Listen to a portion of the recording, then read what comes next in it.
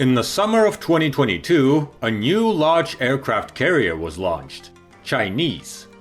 Fujian has become a great source of pride for some and a cause of no less concern for others, especially considering that its successor will be even larger and more powerful.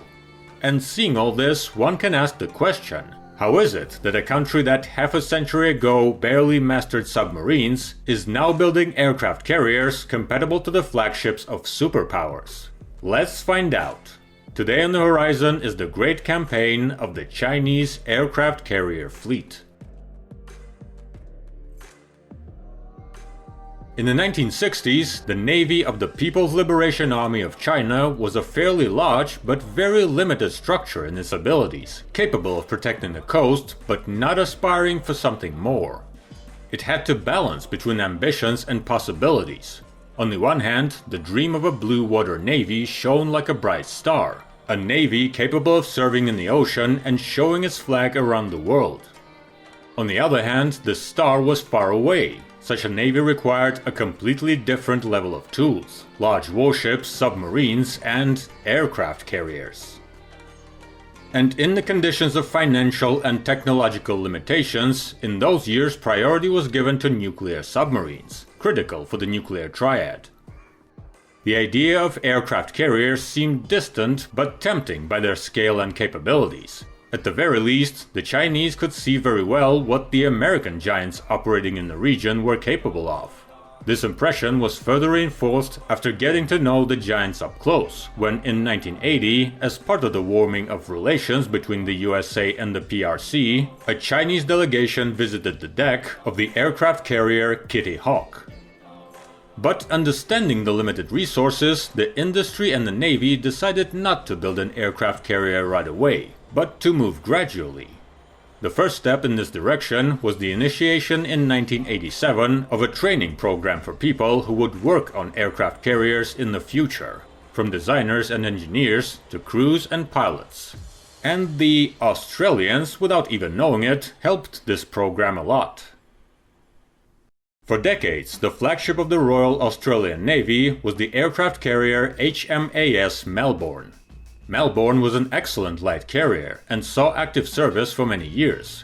But the carrier, designed during World War II, was outdated by the 1980s and was decommissioned as part of the modernization plan. Melbourne was stripped of its electronics and weapons, and some of its key systems were blocked. It was basically a hunk of metal waiting to be cut up. The cut-up job was to be done by China United Shipbuilding Company, which bought the ship and was supposed to deliver it to China for quick disposal. And then things got interesting. As soon as Melbourne was in the port of Guangzhou, the plan for its disposal was frozen and the military took over. It was a real gold mine. With a displacement of 20,000 tons, it was the largest ship the PLA ever had in their hands. Its design could be studied, and a huge amount of knowledge could be accumulated, which the Chinese did not yet have at that time.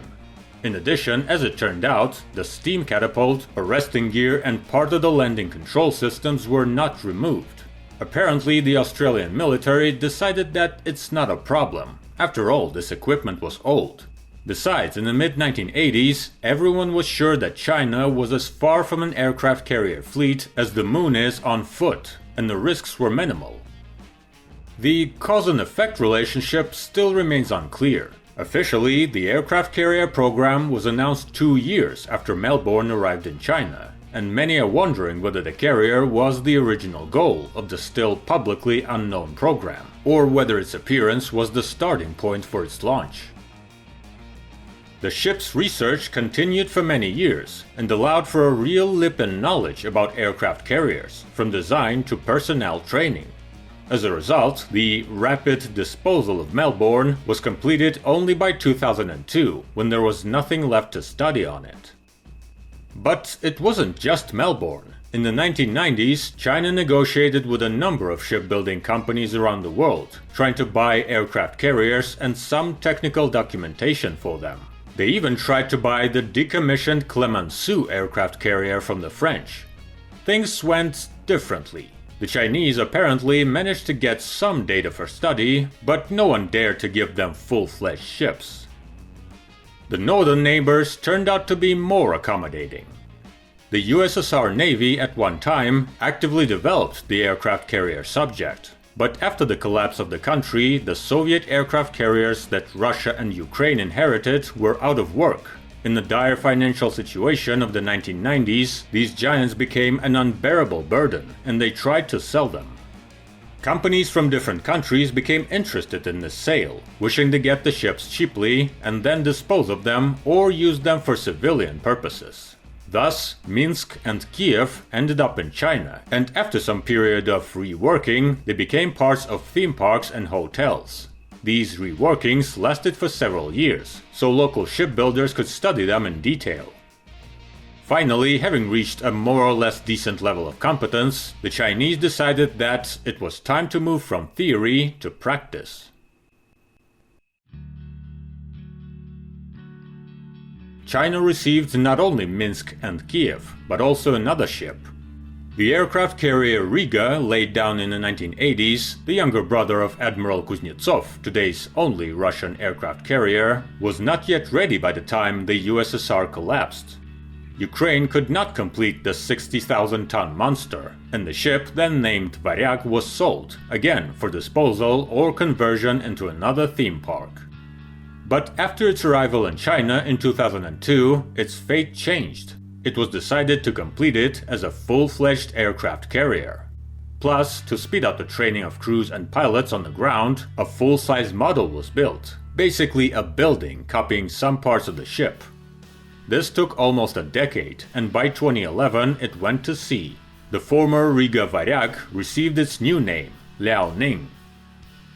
In parallel with the creation of the ship, the Navy was also working on its air wing, which was difficult. The country did not have modern carrier-based fighters, which caused skepticism about the prospects of the aircraft carrier from the point of view of foreign analysts.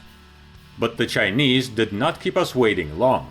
Even when they bought the Varyag, they managed to get one of the prototypes of the Su-33, a naval version of the Su-27.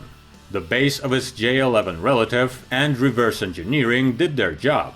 This is how the J-15 appeared. By 2016, it was announced that Liaoning was fully equipped and had entered service. China had finally received an aircraft carrier. But it was not entirely their own, especially since one aircraft carrier is not enough for the country, and there is nowhere else to buy them. So, while Liaoning had only just begun sea trials, the industry was preparing to build a similar ship, but completely on its own, from scratch.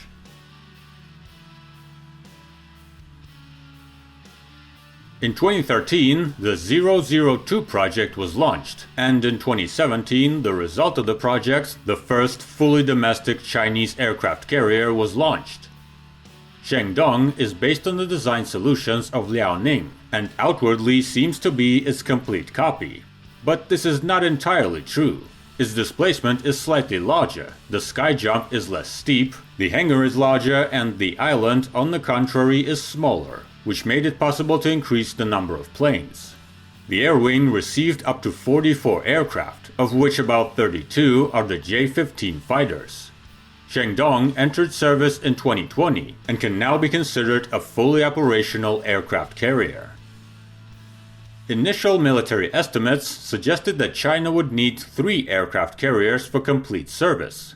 They already have the partially domestic Liaoning. They already have the fully domestic Shandong, and it would seem that to achieve the goal, they'd need to simply build another Shandong. But a different path was chosen.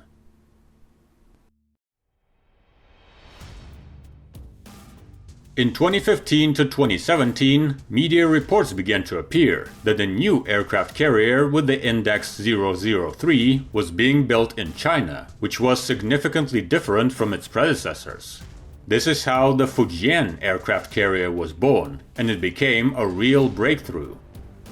The Fujian's displacement reaches 80,000 tons, a huge ship, in terms of layout more similar to the American flagships than to the Soviet legacy. Now it has a flat deck and catapults. The increase in size and capabilities of the ship allowed them to increase the air wing again, the number of which should exceed 50 planes and helicopters. Moreover, new machines may soon join the already classic set. The Shenyang J-35 fighter, a naval version of the 5th generation J-31, plus the Jian KG-600 airborne early warning and control aircraft, a light twin-engine turboprop, quite reminiscent of the American E-2 Hawkeye. The Chinese are excellent at learning, including that an AWACS aircraft is capable of seriously increasing the potential of the entire fleet, and it is extremely important on the deck.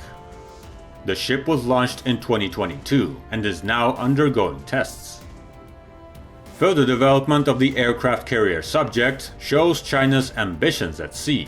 Even though there are already 3 ships, and the third of them can already be considered one of the coolest in the world, they still went further. While Fujian is undergoing testing, the next aircraft carrier project, currently designated 004, is in full swing, and this is another step forward.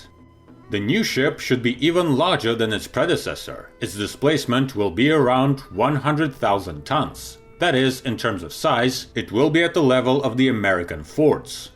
The ship should receive electromagnetic catapults, the most advanced onboard systems, and a nuclear power plant. This will make the aircraft carrier 004 truly ocean-going, capable of long-distance autonomous voyages, and will allow China not only to act in nearby seas, but also to project power around the world, competing at sea with the United States and its allies. Yes, the project is still in development and should enter service only by the 2030s, but there is no doubt that the Chinese will build it, or maybe not just it, but them. What will happen next is already unknown, given that such a ship can be considered practically the ceiling of the capabilities of modern aircraft carriers. And just like that, China started with studying a decommissioned Australian aircraft carrier from the middle of the 20th century, and went on to build an aircraft carrier that can be considered one of the most powerful in the world in the 21st century. You shouldn't think that everything is easy, fast and smooth there. There were many problems, and there are still many. But nevertheless, the projects are developing. Calm movement and clear planning do their job. It remains to be hoped that the clash of the Chinese and American aircraft carriers will still be diplomatic, and we will never know which one of them is stronger in a real war with each other.